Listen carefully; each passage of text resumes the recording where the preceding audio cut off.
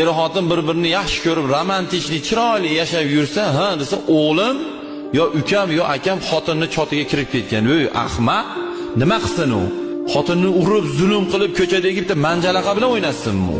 Shuning uchun qaynatalar, uylagan o'g'limizni xotini bilan qanaqadir jicha bir bemalol gaplashadigan, kulishadigan sharoit qilib berishga harakatni qiling.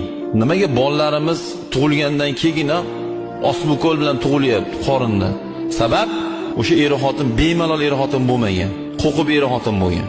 Jomda ovozi eshitilmasin, paqirda ovozi eshitilmasin. Shu bilan er xotin bo'lgan. Shuning uchun bolasi ham kasal va nogiron, aytgan ovqatni yedirmaydi o'sha qaynatalar, ajdaholar.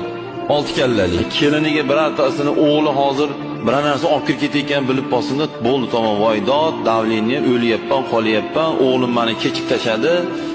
U kechgan yo'q, hurmatli ona, u kechgan yo'q u.